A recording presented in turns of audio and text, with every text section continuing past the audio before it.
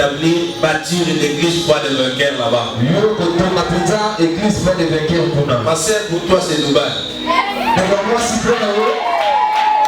Tu bâtiras l'église foi des vainqueurs à Dubaï. Ce ne sont pas les slogans. Nous communiquons la vie à ceux qui recherchent la vie. Sois béni. Sois béni. Prospère à tous égards. Sois guéri. Sois délivré. Sois élevé. Maintenant, tu seras champion. Champion dans les combats. Champion dans les batailles. Dans les concours. En famille. Au quartier. Dans les entreprises. Là où on va chasser les autres. Toi tu seras exempté. Même si tu entendras, il y a des congés techniques. Des congés techniques. Ça ne te concernera pas.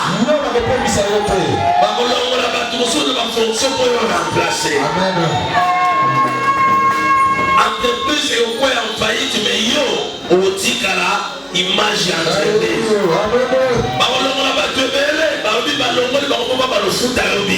Toi tu resteras là-bas. Amen.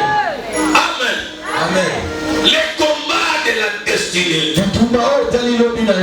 On ne peut pas parler du combat de la destinée sans s'engager dans les combats. Aujourd'hui nous sommes venus pour introduire notre vie dans les combats. Les combats de la destinée. La destinée en soi aussi c'est un combat. Voilà. La destinée c'est un combat.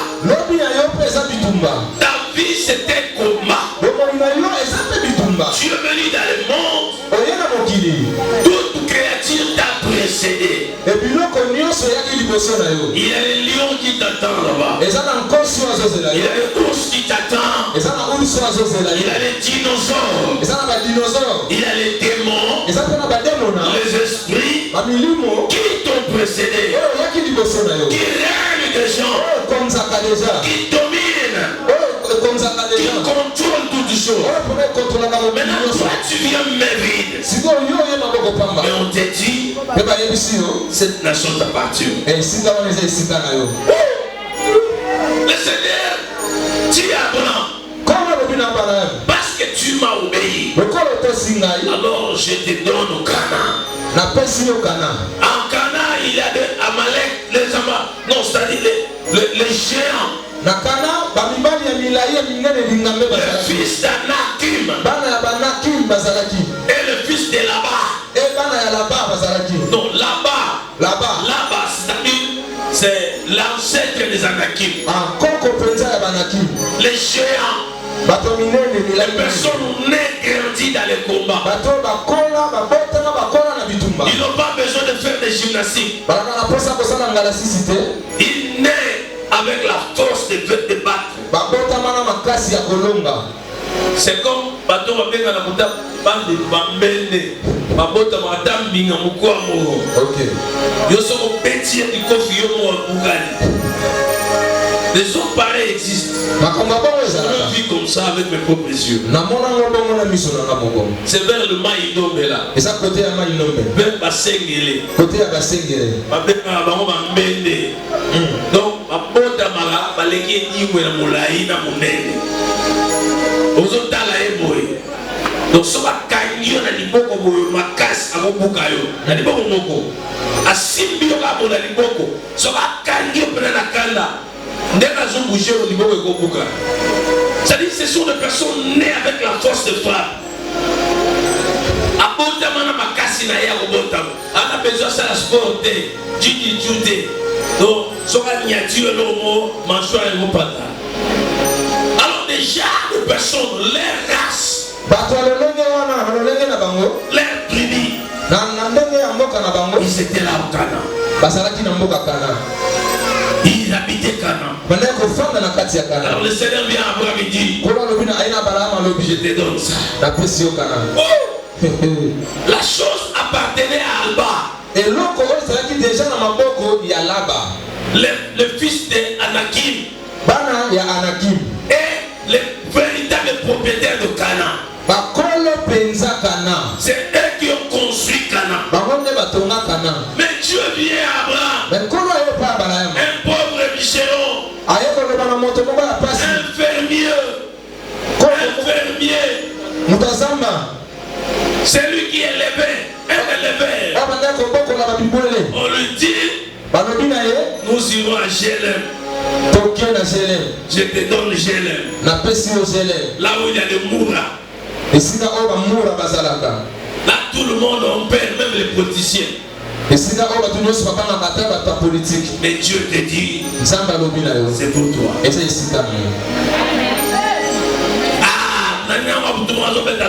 C'est pour moi aussi. C'est pour moi aussi.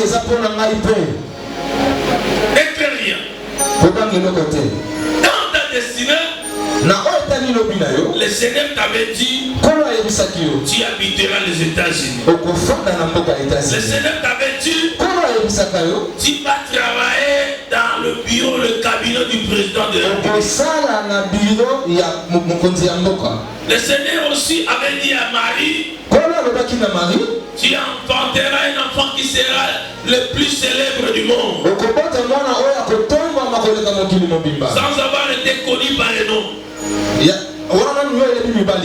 Mais tu auras l'enfant.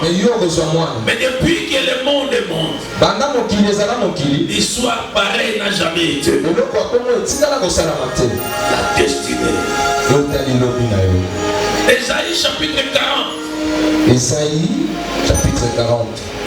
Le verset 27.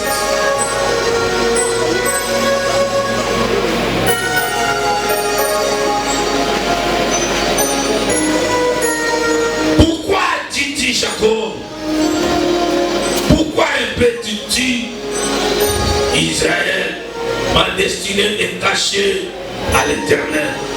Mon droit passe inaperçu de mon Dieu. Ne l'as-tu pas reconnu? Ne l'as-tu pas entendu? C'est le Dieu de l'éternité, l'Éternel qui a créé les extrémités de la terre. Il ne se fatigue, il se lasse.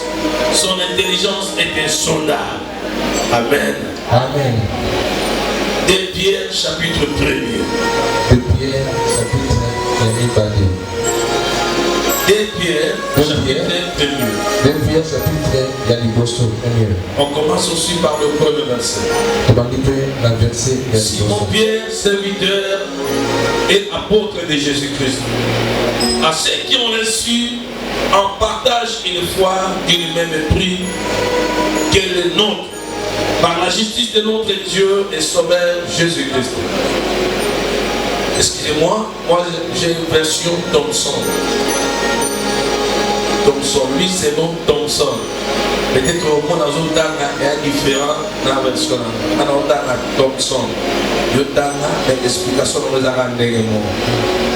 2 Pierre chapitre 1er.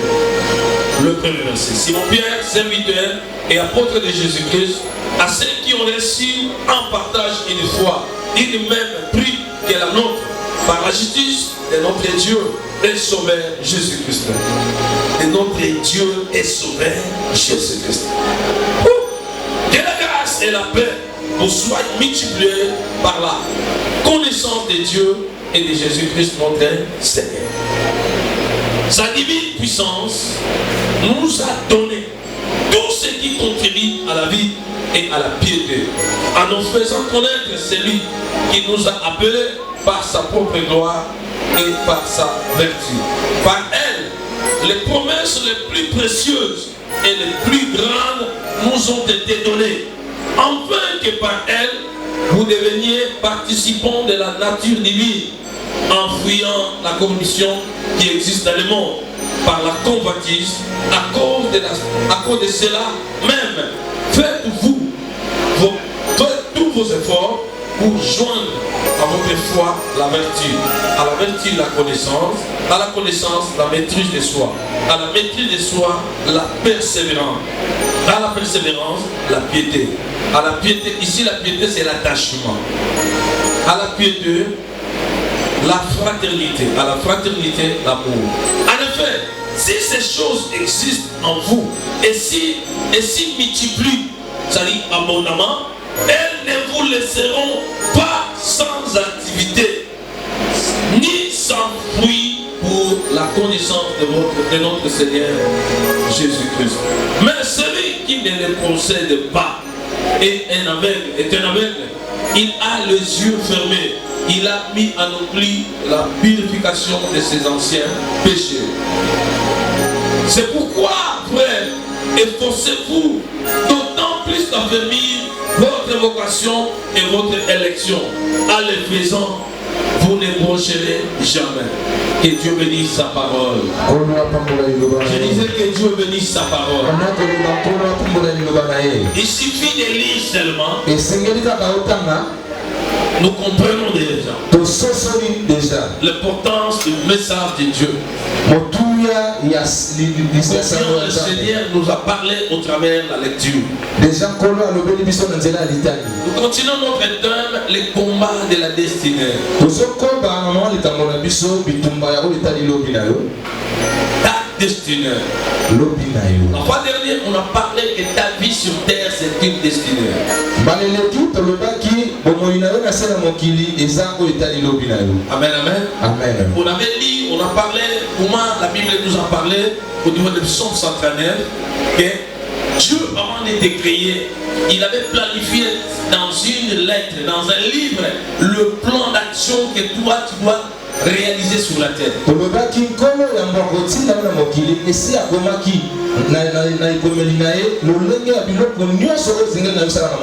de Psaume 139 verset 16, il a étalé toutes ces choses-là. Il a prescrit lorsque tu es ta vie n'est pas quelque chose de hasard sur la terre. Tu ne vas pas venir pour tâtonner dans le monde. Tu veux venir accomplir une mission bien définie et bien déterminée. Ma soeur, mon frère, je t'en supplie ce matin, suis-moi avec attention. Tu vas retenir quelque chose. Dans peu de temps, qui peut bouleverser toutes choses dans ta vie. Tu ne peux pas naître dans la volonté de ton père ou de ta mère. Je suis allé voir un ami, il a nommé à sa fille Sari.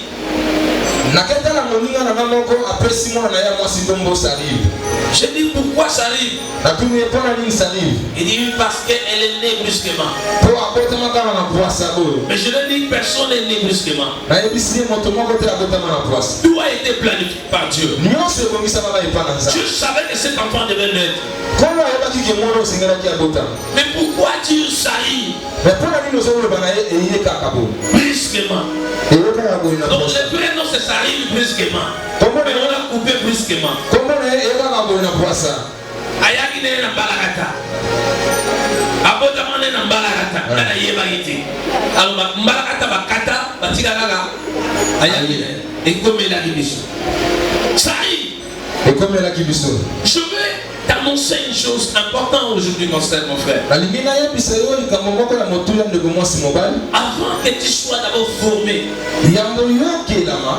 et te placer dans le sang de ta mère, Dieu savait ce que tu seras. Et il sait pourquoi il t'a créé. Mais aussi c'est comment il t'a créé. Et le but de ta création. Lorsque nous lisons la biologie, on nous dit qu'une semence de l'homme a la capacité de produire plus de 15 millions. 15 000. Une coupe de semences. Lorsqu'on les dépose, ça a la capacité de produire plus de 15 000 enfants. Mais tous entrent dans la course. Et celle qui va entrer en première position, c'est celui-là qui naîtra. Si c'était ils ne seront les jumeaux. Si c'était trois, à courir et entrer, ils seront les triplés. Imagine-toi, lorsque tu étais encore une masse, sans yeux, sans pieux, sans intelligence, sans bras, dans le sang de la mer, tu as combattu. Tu as combattu, tu as couru et tu es sorti vainqueur. C'est lui qui naît vainqueur. On est vainqueur. Et tu arrives dans le monde et tu perds ton temps inutilement. Pour rien faire. Et tu sais le jour-là, tu vas regretter combien de fois il a fallu que toi tu meurs parmi les 15 000 qu'il a sacrifiés. Choisis une autre personne qui pourrait faire mieux que toi. Tu comprends ce que je dis? Tu n'es pas un perdant. Quiconque est né et qui vit, il est automatiquement un vainqueur. Tu as vaincu sans rien connaître. Tu n'avais rien. Tu ne connaissais même pas Dieu. Tu n'as même pas les souvenirs de cet âme. Mais tu avais vaincu. Ah, tu es vainqueur. Arme-toi de l'esprit de vainqueur. Mais comment tu ne maîtrises pas ces choses-là? Tu ne comprends même pas ce qui s'est passé ce jour-là. Mais quoi? Quoi seulement? Que ce jour-là, j'avais vaincu. De la même manière que je vaincu ce jour, je vaincrai toujours dans ma vie. Si je parle à quelqu'un, tu ne peux pas te lamenter. Arrête de pleurer. Je partage avec une sœur qui habite l'Angola aujourd'hui. La sœur me dit, papa, moi je crains Dieu. Je prie. J'ai besoin de $500 pour se déplacer. Ça fait 3 mois. Je ne peux même pas saisir $500. J'ai pris même mes biens de la maison pour aller vendre. Personne. Apparemment des choses qui coûtent $1,500, j'ai sauté même à 600. Les personnes voient comme ça. On me pose seulement la question, pourquoi tu vends ça? Une chaussure merveilleuse comme ça, plus valeureuse comme ça, pourquoi tu le vends? Même toi qui pries. Même toi qui pries. Tu commences à sauter des choses comme ça pour des difficultés. Et la sœur m'a pleuré. Papa, où est ton Dieu? Automatiquement je lui ai répondu, il est là. Il dit, mais il ne fait rien. Moi je lui ai dit, toi tu ne comprends rien. Il dit, ça fait des mois je priais. J'ai besoin de $500. Il dit, je ne savais même pas ce qui arrivait dans sa vie. Il lui dit, toi tu demandes à Dieu, va toucher le cœur de tel pour me donner de l'argent. As-tu vu déjà Dieu t'a répondu comme ça? Les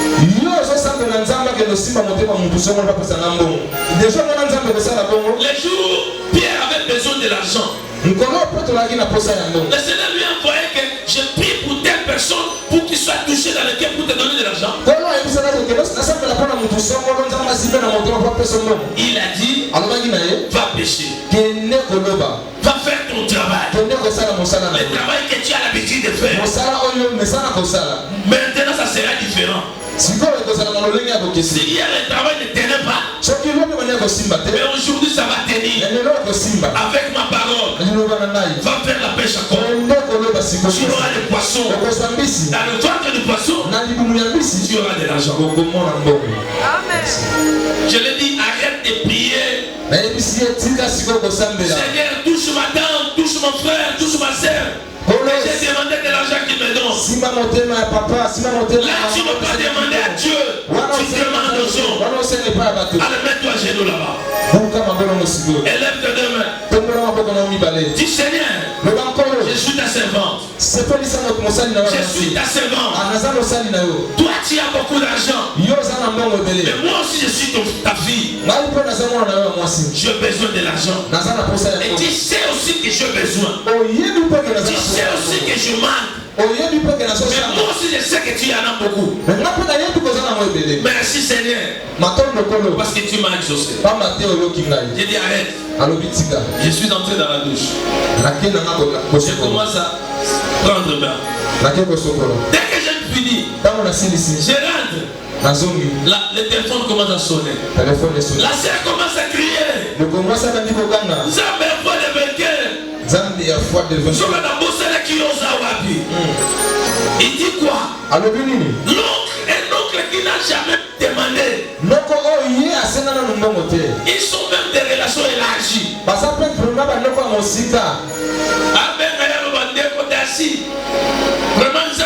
n'a pas dit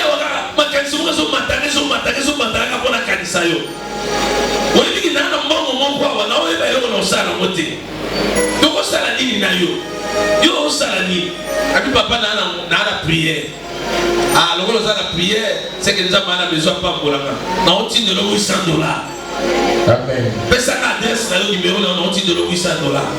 Mais puis nous avons un Angola, ce que va donner à recevoir. Papa va recevoir. Et il y a dans l'agence, maman va recevoir la main. Elle dit bon, ça va. Elle continue. Imagine-toi. Une personne qui s'est lamentée que ça tarde. C'est Dieu qui ne tarde pas. C'est toi qui tarde dans l'ignorance.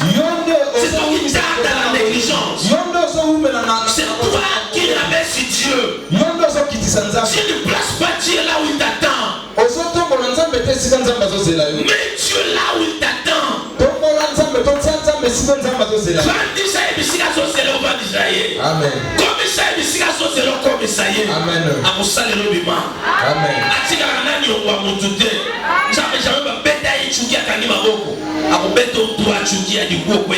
Amen.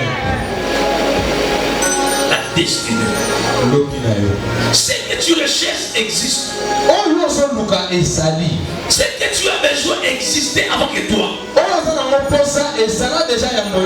Avant que tu naisses, tu avais tout planifié pour toi. Alors maintenant il vient auprès de toi.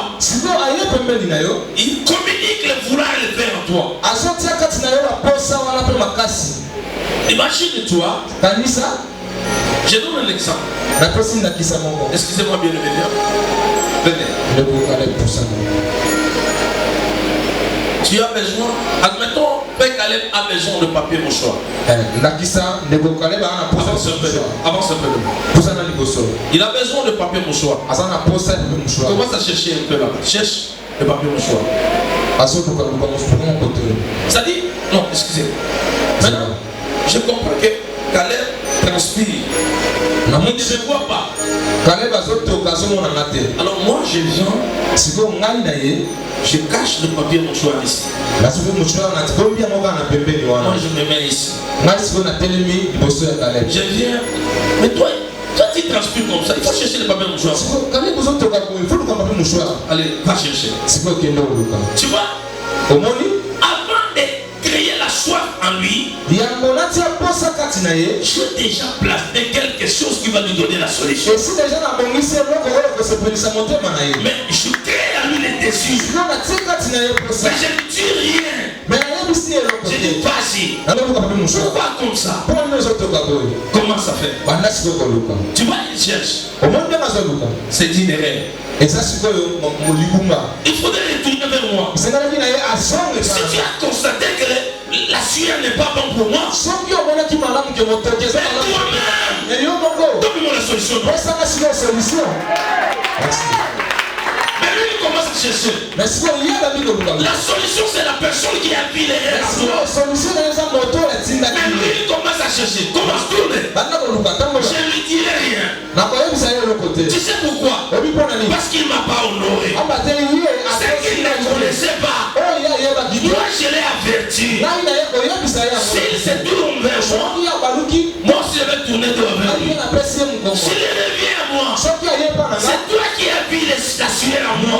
Tu as constaté que ce n'est pas bon. Donne-moi aussi la solution. Je lui dirai viens. Prends ça. Ouvre ça. Et suis maintenant. Amen. Merci. Tu vois? Et après, qu'est-ce que tu vas dire? Tu as constaté que la sueur est partie. Tu es maintenant à l'aise. Qu'est-ce que tu diras? Il va me remercier. Amen. Cela veut dire quoi? Il a adoré Dieu. Dieu avait déjà tout. Merci frère. Dieu avait déjà tout planifié pour toi. Il a fait tout simplement le déplacement de ce qu'il t'a donné. Il a déplacé ça. Lui-même vient vers toi. On te combat, non? On te combat, non? Voilà, ces sorciers s'élèvent contre toi. Toi, lorsque tu iras vers les sorciers, au nom de Jésus, je te frappe. Plus que tu t'engages vers les sorciers, je vais te donner l'expérience. Venez. Un autre frère, frère Jigel aussi, venez. Tenez-vous devant. Aujourd'hui, nous serons trop pédagogiques. Comme ça, vous allez remarquer. Allez mettre ta montre quelque part là-bas. Alors maintenant, toi, prends le papier mouchoir, ouvre la montre. Ou bien déplace cette montre. Déplace. Mets la montre dans la poche. Alors toi, rentre un peu là-bas. Alors viens maintenant commencer à chercher ta montre. La montre ne part là. Il commence à tourner. Il tourne. Il cherche partout. Il ne voit rien. Mais parce qu'il continue dans l'ignorance. Ce que Dieu fait, c'est quoi? Je ne te dirai pas que ta montre est là-bas. Je te dirai, regarde Caleb. Pose la question à Caleb. Ça dit la vision maintenant. Je vois ma montre. Je vois la vision de la montre. Une fois, papa, tu caches la poste. Voilà. Il a constaté de loin la montre et qui? Et Caleb, n'est-ce pas? Oui. Considérons maintenant Caleb comme son adversaire, son ennemi. Alors maintenant, qu'est-ce que tu feras? Tu as constaté que ta montre est là-bas. Allez, vas-y. Tu vois l'ignorance? Qu'est-ce qu'il a fait? Puisqu'il est allé là-bas, il a tourné devant moi. Lui qui est là, c'est Dieu. Initialement ici, il était à côté de Caleb. Auparavant, il avait posé la question au Caleb. Caleb a dit, je ne connais rien. Je n'ai pas vu ça. Il retourne vers Caleb. Donne-moi la montre. Je vois comme si ta montre ne m'a pas. Lui n'a pas la force par rapport à Caleb. S'il connaissait Caleb, il ne pouvait pas laisser sa montre ici. S'il connaissait l'état d'âme de Caleb, il ne pouvait pas laisser sa montre ici. Il ignorait Caleb. Mais moi, je l'ai révélé Caleb. Mais lui, il s'engage vers Caleb. Mais il vient ici. Maintenant, il me pose des questions. Je vois continuer à sionner. Tu vois? Il ne comprend rien. Je l'arrête. J'ai dit, regarde, c'est vers Caleb. Alors pose maintenant tes dates. Tu vois? Il y a combien encore une erreur? Maintenant, retourne maintenant. Je te dis, c'est Caleb. Tu vas t'accrocher à moi. Toi qui l'as vu, tu vas prendre ça pour moi. Maintenant, pousse-moi maintenant. Poussez-moi. Moi, je dirais Caleb. C'est toi qui avais pris la montre. Nous étions avec toi. Je t'avais vu. Allez, donc cette montre. C'est ce que tu veux faire. C'est comment tu agis. Même si tes rêves, c'est ton ennemi. Ne t'attaque pas de lui. Ton ennemi. Et toi, vous n'avez qu'un seul chef. Vous n'avez qu'un seul créateur. Il a un seul père. Le père de tout esprit. Qui est au-dessus de toutes choses. Attache-toi à lui. Même s'il n'y a rien. Même si les choses ne marchent pas convenablement. Toi, tu ne comprends rien. Il comprend. Tu ne vois rien. Lui, il voit. Alléluia. J'ai toujours l'appelé, je l'appelle toujours. Le metteur en scène par excellence. C'est la fille n'a pas mis son jambe dans le théâtre. Amen. Asa le acteur principal a retiré la jambe au coup la fille. Amen. Attends aussi mon doux comme ça. Abara n'était pas émis la kati. Ma sœur c'est pour moi. Exact. Elle en a pour que peut pas ça va y. Amen. On dit que la tara sous film était pour la nuit. Donc il va la miquer. Non la film non tu gagnes golia. Mukolo erreur. Film momo boya magaïfe. Alors ce qu'on a souka ya film l'épisode, bah comment la ça va mise en scène, dès que va monter kayango. Dès que va réaliser un film, bah on sait car mais dans le film bah ça qui est ennemi. Dans le moment on a souka on va jouer ça avec scène va monter. Oh, le comprenez oh. Bah yo kana ndengeni. Grand frère moi la première vie, mais bah moi il va yo kana la. Bah ça film bah ça. Tout ça va mise en scène. Bah là le on l'a là sur film.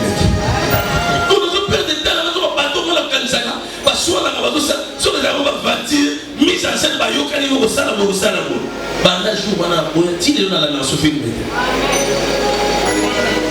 Dieu c'est le grand metteur en scène du monde. Rien peut s'échapper à la connaissance de Dieu.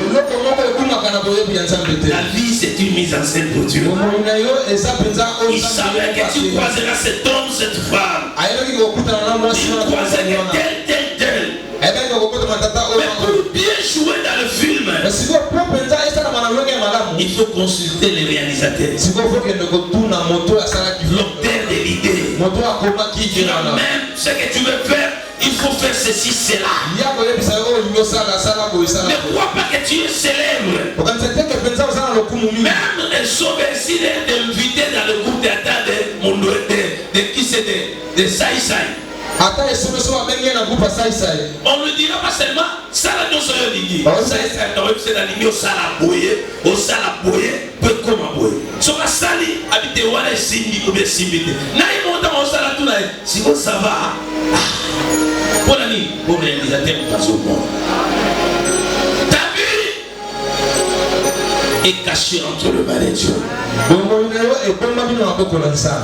lu le livre de Dieu. Il dit, béni soit le Dieu très haut. Le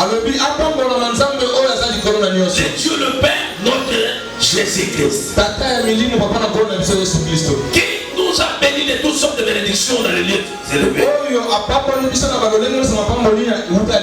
en lui, nous recevons toutes sortes de bénédictions.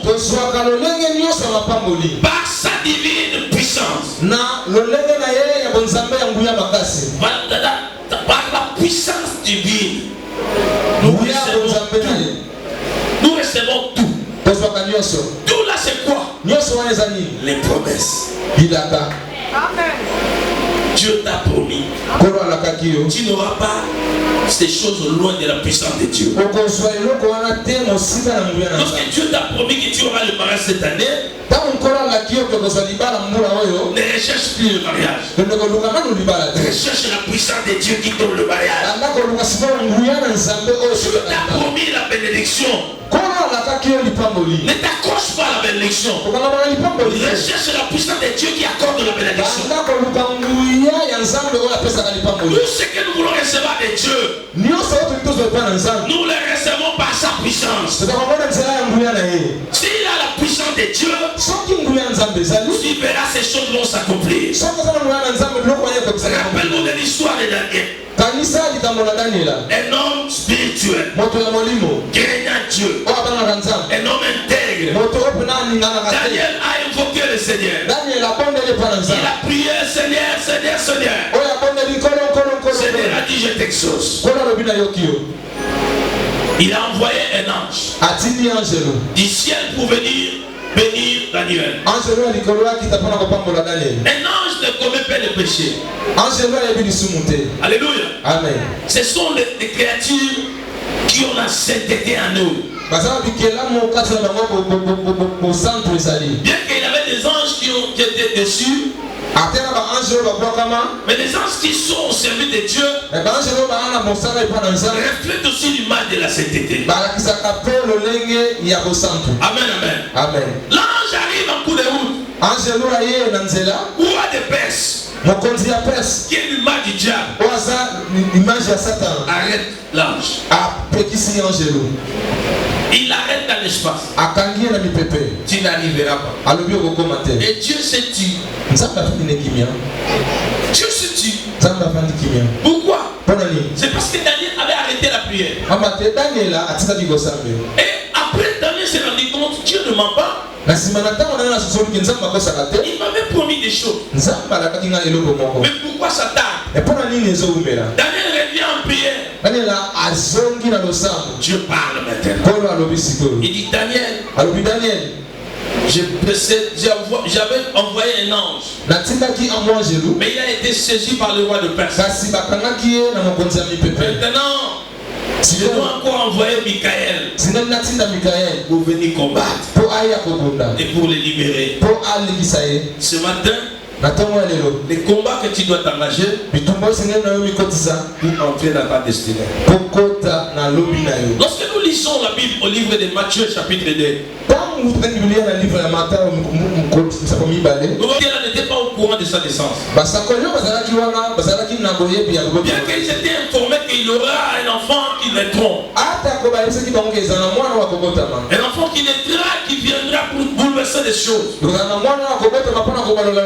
Mais ces jours-là, les jours de sa naissance, le prophète, les sacrificateurs qui étaient plus proches n'étaient pas au courant. Le mage de l'Orient n'ont pas entendu les douleurs d'enfantement. On n'a pas vu une femme qui était grosse. Ils n'ont pas vu non plus un bébé. Ils ont vu l'étoile. L'étoile qui brillait. Chaque fois un enfant de Dieu qui a les promesses de Dieu naissent, il y a une étoile qui s'ajoute et qui apparaît aux yeux des sorciers. Voilà pourquoi vous verrez, il a des grossesses combattues. Ils connaissent, ils sont au courant. Dans le conseil céleste, lorsque on siège pour prendre des décisions, le diable peut être aussi au courant. Il peut être aussi informé. Il vient précipitamment. Il devance la chose pour s'accaparer de la situation. Hélas, tout cela c'est nul et sans effet. Le Seigneur a la capacité de te libérer.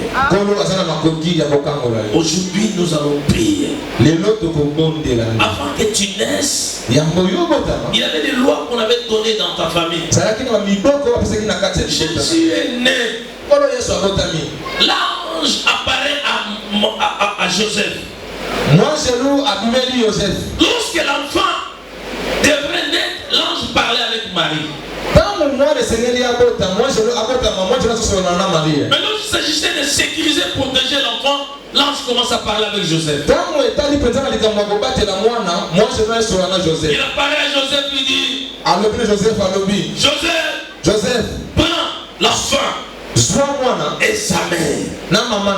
On n'a pas dit prends seulement l'enfant, sa mère va se débrouiller. Non, Dieu ne voyait pas la puissance qui était en Marie. Je voyais que cet esprit qui était en Marie mari était séparé déjà de Marie. Il y a ce moment déjà, mon livre est dans Marie et Kabola qui déjà marié. Marie est restée une femme normale. Marie a tiré un mois si normal, le gars Bassignon. Il mérite la sécurité de son mari. Ah, vraiment, parce que c'est là qu'on bat dans la mobile. Voilà pourquoi Dieu a parlé à Joseph. Il dit prends l'enfant et sa mère. Fuis avec elle en Égypte. Parce qu'il a un nom qui cherche à tuer l'enfant. Alors restez là-bas jusqu'à ce que je vous dirai. Jusqu'à ce que la personne ne se remplit. Écoute bien aimé. C'est pour Jésus Dieu. Mais ce n'est pas permis de se retirer en Égypte. Qui est l'image du monde. Reste là-bas. Jusqu'à ce que moi-même je te dirai si Hérode n'est plus en vie. Vous savez, il y a des gens il ne doit plus exister pour que toi tu commences. Il y a des personnes qui ne doivent plus être là où tu es. Pour que toi tu avances. C'est ce que j'appelle moi la loi de l'arbre. La loi de l'arbre. Lorsque l'arbre pousse un germe, ça commence avec combien de feuilles? Mais lorsque ça avance 4-6 feuilles, il faut que les deux premiers tombent pour qu'il avance. Même le branche qu'il avance avec, il faut que les branches regardent dans la même direction avec la tête de l'arbre. Si vous constatez que les branches commencent à regarder dans les côtés, une direction contraire, ça reste peu de temps, vous verrez, la branche va descendre comme ça. Et ça sera séché. Et ça va tomber. Dieu dit à Joseph, va avec elle. Restez là-bas. Jusqu'à ce que moi je vous dirai que la personne qui cherche à ôter la vie de cet enfant ne sera plus en paix. Là c'est Dieu qui parle à Joseph. Joseph est resté en Égypte. Hérode est mort. Vous connaissez dans quelle condition Hérode était mort? Mais qu'est-ce qui s'est passé? Tout le monde était au courant de la mort d'Hérode. Mais Joseph n'avait pas précipité de retourner. Parce que le corps d'Hérode était mort. Mais l'esprit d'Hérode restait encore. Qui était pénétré à un autre Hérode, petit Hérode. Qui devait agir comme Hérode. Dieu a dit à Joseph, attends encore. Et lorsque la deuxième personne était prise, Dieu apparaît maintenant à Joseph. Rentre maintenant. Observe-toi. Comment tu es combattu. Mais comment tu te comportes. Les choses que le Seigneur t'avait dit n'agit pas encore jusqu'à ce que moi-même je te dirai. Dieu ne t'avait pas dit quelqu'un pour venir t'informer. Si le Seigneur te dit moi-même je te dirai, c'est-à-dire il ne va pas utiliser un homme pour venir t'informer. S'il a dit moi-même je te dirai, il n'utilisera plus un prophète pour t'avertir. Même si un prophète viendra, si tant que Dieu ne m'a pas encore parlé de bouche à l'oreille, je n'agirai point. Mais toi, regarde comment tu agis. C'est là qu'il y a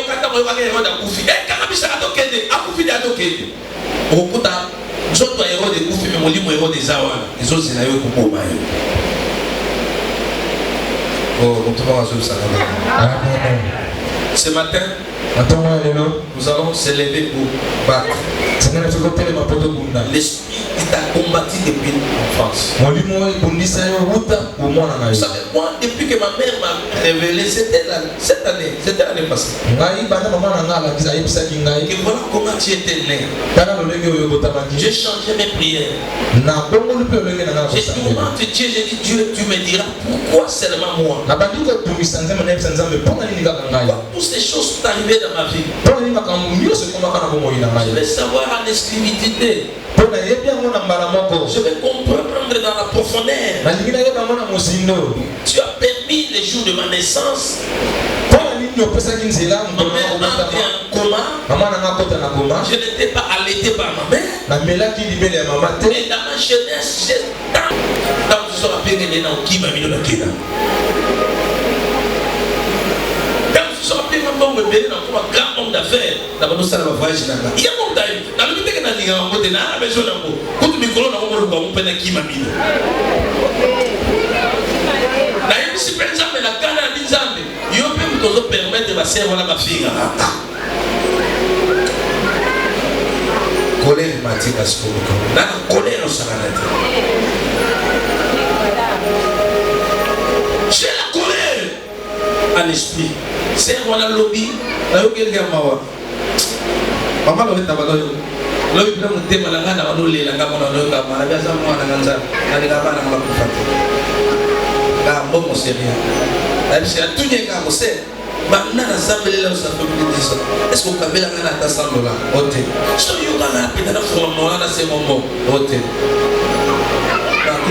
On s'est rappelé. Maintenant, on appelle ça 350 $. On a bien. Donc, on va faire la photo. Aujourd'hui, c'est un mot. Ok. Parce qu'on fait dans la pointe. C'est comme la lecture là. Pour vous, on a 100 $, que ce soit dans l'art. Quand on a kabela 350 $, on a un passe. Il y a un gengé. Na piaille. C'est que la lecture là. Bon. Si vous avez un bon mot, ça. Oh papa. Papa n'a évité quand il va monter là. Dans ensemble pour nous calmer. La prière pour la prière pour le Seigneur. On a pu même papa les loups nous semble les lignes. La tombe à la moitié. La lobby à la moitié. A bibi na meto pita. A songi na kunaye. Amen. A bengi na bi papa la kisa adresse ya l'église à pasteur Saint Thomas na innocent la ko.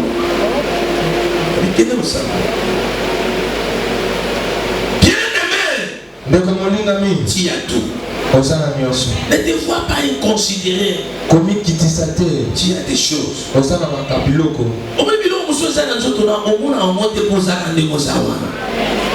Sois conscience que l'eau comme les akatina yo. Que Nzambo le libéra azawananga. Pendant le temple la foi, le monde a vu le change. Nous avons fait déjà des grands travaux dans ta vie. Mais attire cette action-là. C'est que benda mo. Bana oyandu sambo. Oh, tu vas comprendre. Atiki dans la lobasu.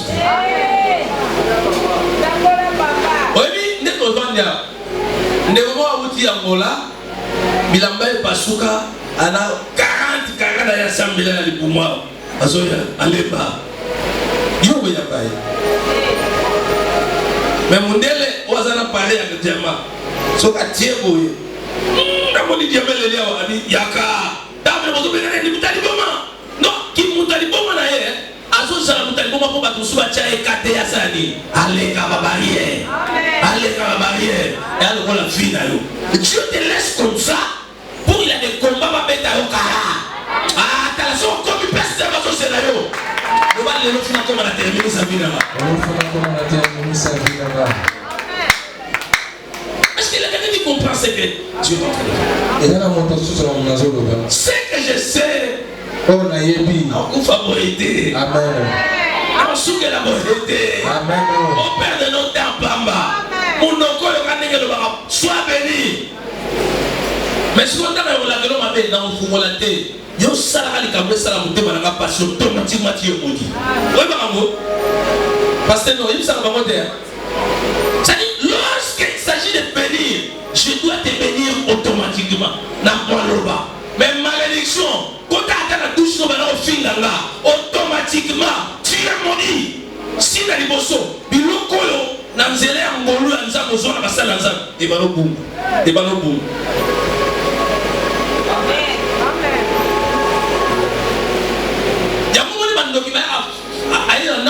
dit que nous avons béni. Nous avons béni l'histoire à mon tour. Nous avons dit que nous avons dit que nous avons dit que nous avons dit que nous avons dit il a une mystère. Pourquoi on a le bélo Macambo? Je ne sais pas ça vient d'où. Que le Seigneur a le bélo Macambo. Ce que ça a eu, ça va passer ça. Amen. Mikolo na posa pambola bato na l'émission que mon thème na les opunzaka na bénir bato. Je sens le désir de bénir. Je ne bénirai pas tout le monde. Je bénirai les personnes qui sont prêtes d'être bénies. Pasteur Maïbi, on entend comme on est matata pour. Azara belle sœur de mon. Na kena na una bango. On a un ministre, on a un AVC. Au kilo, on a paralysé pendant 10 ans. On a alors, quand on a un foyer de prière, on a un foyer où on a un bandage, on a une prière. Maman, on a une parcelle voisine avant l'escalier. Na vélo roulant na biso na site nous prier na parcelle voisine. Hier kuna na balcon bali kolela, na soyi boyo moso una kamata. Umeba kuna, balo bali na masa. Una kamata, aluka boyo moso nga, abanu pele na siko batamisala. De tamba do sala eta, abanu tindi kapilo na akita l'escalier. Abanu donc ta comment qu'il y a des chances à Simaki ba bende wana kokita. Baye bazuye aleli akba kotika na pa mona siko mo sentir mo gênant le pas mo za ki ba mo na bata via mabele via mesate me via ya balia kana kasa mais place nous allons na intercession na biso siko ba so mo na mo gênant ba ke no kota mama na ba mo ba yebi bete ba za be batasika mama na ba do lela mama ya patron na yo kosala ni tant que vous pouvez dire que vous pouvez dire que vous pouvez dire que vous pouvez lève-toi et marche, lève-toi et marche. Maman n'a pas quand lève-toi et marche, maman a tout le temps bâti na vélo, aya simba na makolo mbala mo atele. Atele mabango tambola, maman na sala i donc 24 heures aboya kolala. A tambola ka kabi, a on ba mso na vali tam susu makolo me bozo. Atambola. Babenga mwasi na ye. Maman danse ayoki babengi na banque azosala na BCDC. Akita tina banda yazo bana na makampa. Na vende la fleur. Yati abona mama na sala so mabenga matata mpo. Matata mpo bengela na musala za wana mona ye. Tokela ndamu na ye tofandi. Todo solo na ye. Zamba ebisinga ke pourquoi le mot est moins si là? Parce que divorce en cours. On te prépare déjà pour l'année. 20 000 $. Et pour nous, on a mettre dans l'air. On vous a dit une petite sœur propre à moi, c'est quoi la cime à moi, c'est là. Avant de vie, donc, maintenant, pour le temps, on a dit avant on ne pas aller. Ils ont dit que les gens sont bien, mais la personne on ligait pas contre le temps, on a pas contre la daïa. Ce qu'on l'a dit à Kanisa, on a dit que dans mon hypothèse, l'équipe a pas changé. Ce qu'on a dit à Morando, et comment guerre contre Yana. Ayana Ndako, maman Motatamo, alors là, c'est maintenant. Donc, à Kenda, ceux qui ici, en fouté Badou, on va peut-être prendre la ligne que moi, je suis à la mouille. Nous sommes allés à la mouille. Si vous voulez, moi, je suis allé à la mouille, si vous voulez, à Ibis comme bon. Allez, il y a ce qu'on a d'autres dans l'autre qui, n'a pas moi, on comprend que c'est que, il y a Moutaïba. Bah, on va déclarer. Il va la fouer ça, écoute. Bato ça va processus ba ça ko ba ya banani ba ya rien si ba ngasiko na continue dans une vision que les balles le kufa eza innocent nini bala bi donc bon na bi bon pour la ndako na mtu ambe tuza ba la sana permis et un petit tiers non ta joie ay petit c'est quoi bala bi comme on est là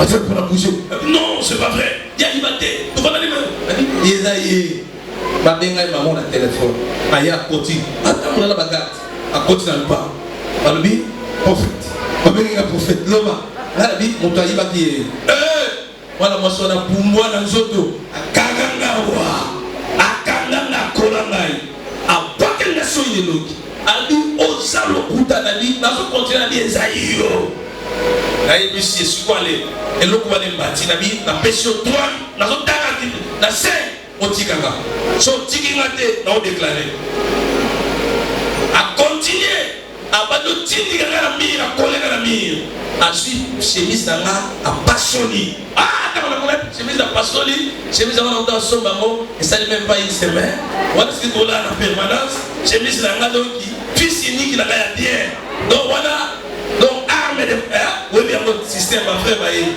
donc eloko mo ya fallait sur les affaires tu sais que wapi eloko bima ya ngoa et bima ki pour na de côté ya balonga tu vas pas soli yango et muteme baby na ici na bangi ba côté la bi basona ba to dans le port la bi o moninga oye ba na musala za mo pela liboma on a to tambole mo ki mo ko basala za mo biga la te et puis la pesio 3 jours soko luki na to témoigner o nimi ke bakamo na lobe uche panza o bela liboma na ta o ke wa pe o biga la te to na passer bazawa asebazawa akufa yoka siko esalike apaso nga bilamba basu mbongo na bomba piana na oswate na sina la chao na oswate na bima na beta bakolo bana mofleli tina première na continue na changer bilamba te na soit transport na ngamo na mata na ngomba mangegege na binazola le na mabele ayi bakina musana nza na lala na mabele mbule bete linga libanda na boy na okota na dentité sambi bakoy milenga tiboyete bakoy bakina musana nza na lala na mabele premier jour deuxième jour troisième jour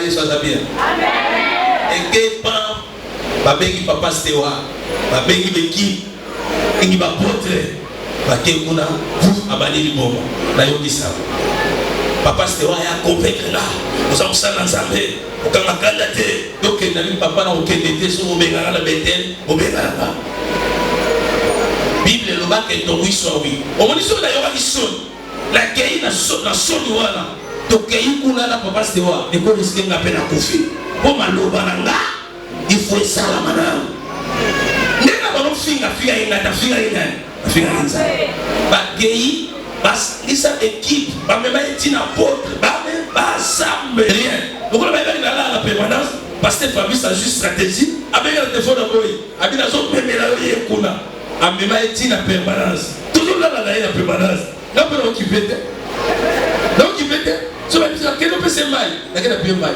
rien ba bunda na ba dernière minute ayi otube pourquoi atubela kala retard ba dernière na pesa ya tubela asala kiteti ya lekisa yango ba ta ayi otubela na retard ta wa sisi otubela ke makamwa loba eza solo pouf adai kota mabeli yo zo bika botika kindoki te na so bisa yo ke ngana yele lo pona bino nyos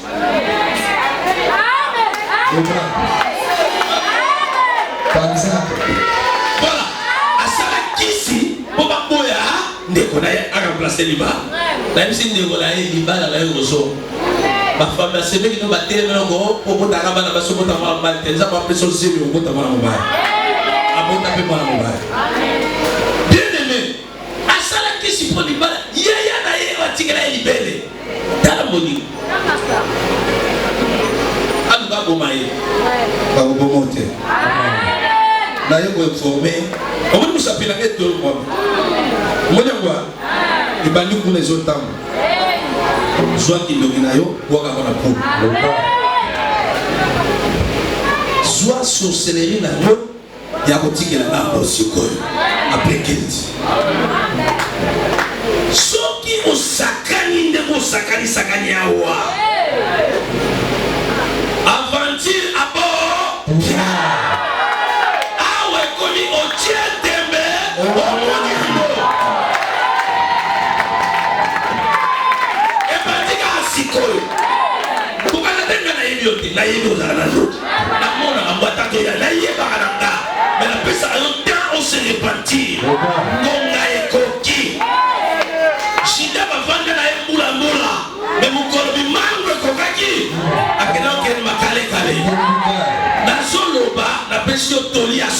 Yasuka. Est-ce que vous entendez bien? La tombe dit. Tema. Cela veut dire quoi? La tombe vous s'appelle ici. Je ne parle plus comme un apôtre. Je parle comme un prophète qui n'a jamais eu pitié déjà, qui annonce à ne vient que toi. Je parle comme prophète. Toi, sorcier, tu es venu ici chasser les gens ici dans cette église. Tu es venu envoûter les gens ici. Je sais tout ce que tu faisais. Maintenant, l'église toi, c'est trop. Nalembi ma poison, nalembi ma envoûtement, nalembi biloko ya butu.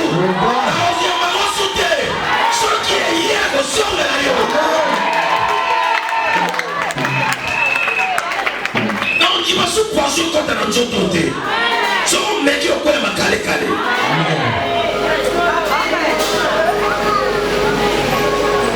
Moussa Pinanga, na otika moté, na tombe là. Moussa Pinanga est tombé. Oh, le combat dans mon chat, mon doute. Ceux qui ont tiqueté, c'est Melo.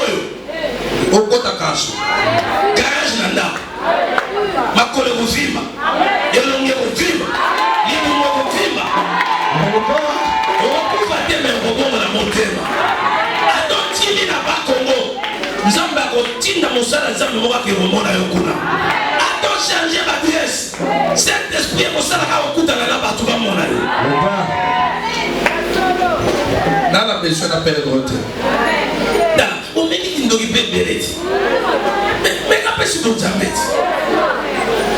ou quand on ne pas changer peu ma goutte au bout de ma la chambre au colis de la chambre tu as la place changer peu au bout de ma ndoki au colis ndoki au bali ndoki au bout de ma ndoki tu changer peu Moussa Pinanga za likolo nenda tombole na tombole eko chuba na miso eko chuba na mukongo eko chuba na libumu eko chuba tellement matosamba lève ton vampire tellement matosamba là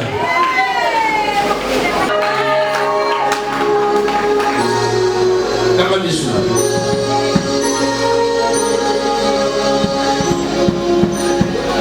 chomba na maboko na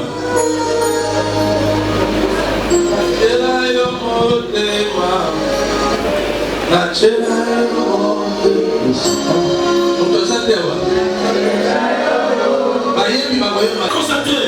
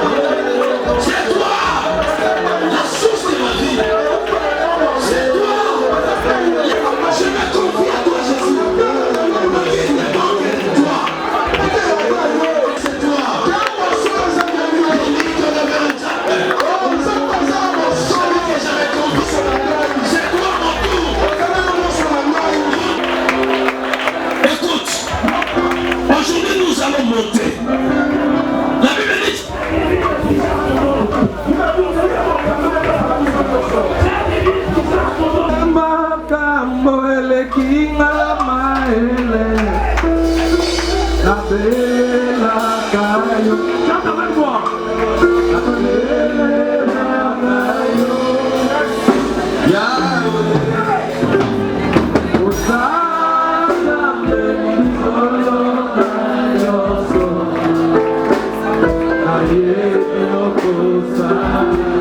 Je vais attendre quelqu'un chanter. Mais il va pas me trouver moi.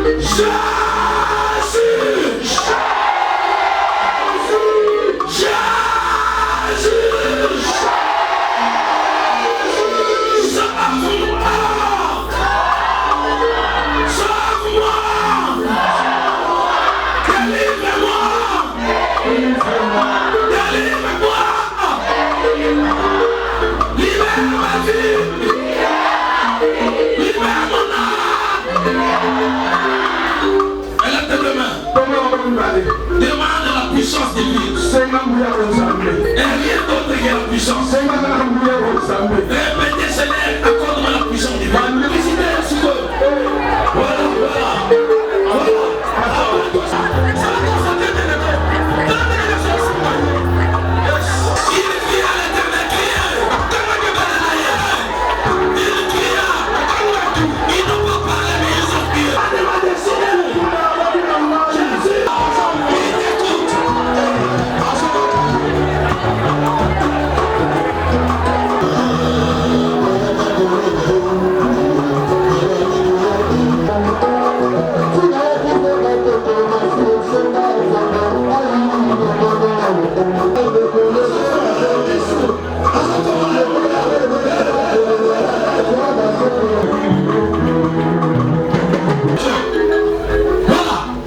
Viens avec elle ici. Cette déception vient des démons de ta famille. Le Seigneur t'a visité aujourd'hui. Il va publier partout. Et la personne s'est décidée de ne plus recevoir le présent. Je te rassure, le Seigneur s'occupera de toi. Ne perds plus. Reçois l'onction de Dieu. Recevez l'onction. Reçois la délivrance. Reçois. Laisse-lui. Laisse. Une troisième est là encore. Voilà chasser des familles.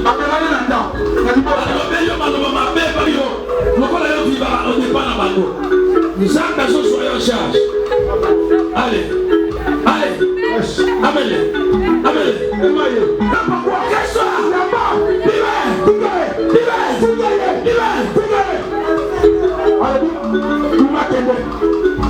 Il y a une autre personne.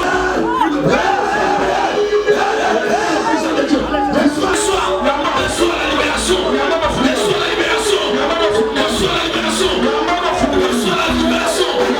L'onction de Dieu. Le Seigneur va te visiter. La grâce de Dieu. Le gouvernement de l'intelligence. La puissance de Dieu. Voilà. Aujourd'hui, au nom de Jésus, sors